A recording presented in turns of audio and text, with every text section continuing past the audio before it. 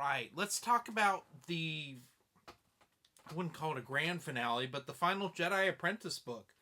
It's called The Followers, and this is the second of the special editions that are a sort of transition to Jedi Quest, where the first half is an Obi-Wan Qui-Gon adventure, the second half is an Anakin Obi-Wan adventure. This deals with Sith holocrons.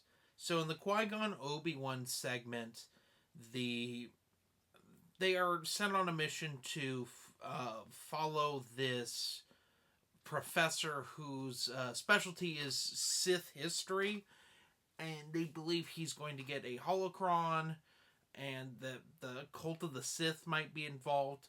Meanwhile, in the future, Anakin and Obi-Wan are tasked with dealing with the same holocron 10 years later, because every 10 years at this planet that's mostly flooded, the sea goes out for a bit, so you can, like, go and recover items because of the sea. There was this great flood on this planet, and most of the planet was covered in water, but the tide goes out, and you can go into these fissures and find things, and the holocron may or may not be in there. So let's talk about The Followers. The Followers is one of those Jude Watson books where it's very mediocre. Jude Watson mediocre, not in general mediocre. I hold Jude Watson to a higher standard than I do most authors, because, quite frankly, the fact that she pumped out 20 of these Jedi Apprentice books in only a couple years is truly remarkable. This book, though, feels like an idea that went, like, just didn't come to fruition, that she gave up on and then had to write about later. So, what are the big things in this book? Well, this is Kit Fisto's first novel appearance. He's now Banff's master, which I really like that, and I wish they were going to be main characters in this. They aren't. It's just to give Banff a conclusion after the Tall trilogy. This does take place after the book 18 of Jedi Apprentice.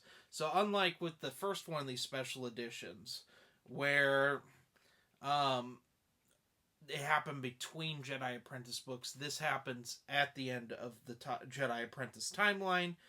And the Anakin Obi-Wan segments clearly happen after Rogue Planet. In fact, it seems like it's been a little time since Rogue Planet happened. Anakin's been on a few missions since the Rogue Planet thing. But there are references to, like, the Sith throughout, but, like, here was my big takeaway from this. I never realized that the Sith were needed in a Jedi Apprentice book ever, because they were so well written, dealt with other problems, that, like, I never thought, oh, you know what would be better if the Sith were here. And to say the Sith are actually here is just not true. There may be Cult of the Sith involvement, which, for those of you who don't know, the Cult of the Sith comes up every once in a while. I think their big claim to fame in the EU is being the villains in the Jedi Academy video game.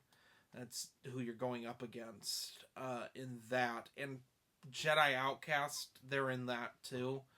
But they're just a group that just shows up every once in a while. They worship the Sith and the Sith teachings. And that's really it with them. Honestly, so I did not care for this book. I didn't hate it, but I just didn't care for it. It felt like Obi-Wan Qui-Gon part felt like a scrap of a Jedi Apprentice book that Jude Watson just gave up on. And that's fine.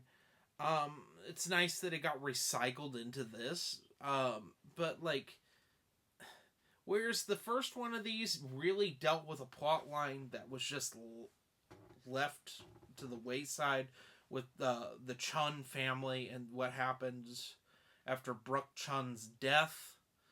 this doesn't really do it for me, Jedi Apprentice wise. There's nothing I really needed. Now, if you were, say, to bring back Jenna Zan Arbor for this book, I would have been more interested in that. Or, like, there really aren't that many open plot lines in Jedi Apprentice. It had enough books to tie them all off, and I know that Jenna Zan Arbor shows up in Jedi Quest, so, like, I knew that wasn't going to happen.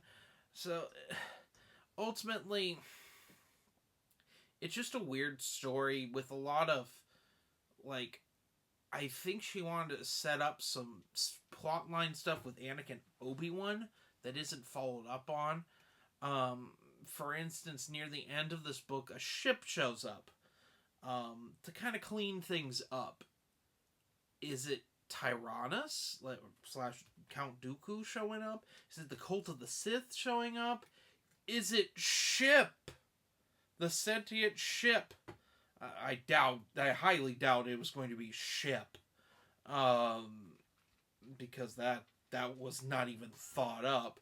And I don't know. It's left vague. I went on Wikipedia, and much like when I had questions about Book 9 of Jedi Apprentice with the whole Death Star tie-in that didn't, as in, like, the battle station, the Death Star, where, like, the planet that's, like, having the visions of the being destroyed by the Death Star, like, was never used for testing ever in the EU. It's just one of those weird, Jude Watson sets up continuity and just abandons it, and I think this is another instance of that.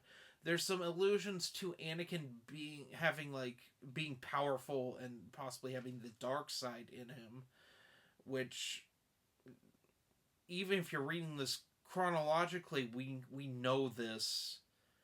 If we didn't get it from Phantom Menace, like, if giving this the benefit of the doubt, if you're reading, you've never seen Star Wars, you've never read Star Wars, that sort of thing, and you're going in chronologically, God help you doing that. But if you said to yourself, I have to start from the beginning and work my way to Legacy 2 comics, and you're reading everything in chronological order, you know that there's something up with Anakin and his flirtation with the dark side, right?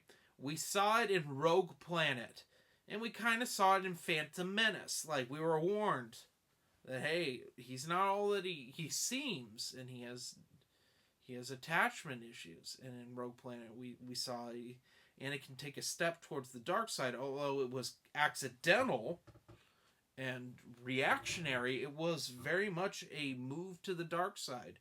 So this isn't foreshadowing, and there's not enough information to say it's referencing something in particular, other than Anakin's kind of brash and arrogant in this story, like Anakin normally is in this part of the timeline. He's not out of character, but I think the one, like, really interesting thing that goes throughout is that this is an Obi-Wan story, and Obi-Wan dealing with something he's afraid of, and he's very affected in both storylines in this book. We can see the dark side, like, affecting Obi-Wan, and that's kind of interesting. But overall, this one's kind of, it's okay. It's nothing to write home about. And it's just unfortunate this is the last Jedi Apprentice book, and then we go into Jedi Quest from here. But honestly, I don't think we could have handled another third special edition book. There was nothing to write about with this one. There'd be even less to write about with the next one. So what do I give this?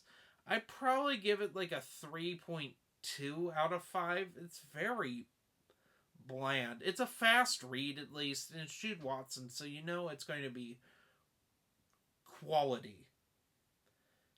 If it's Jude Watson as Jedi Apprentice in the title, you're going to get something out of it, some good Qui-Gon stuff.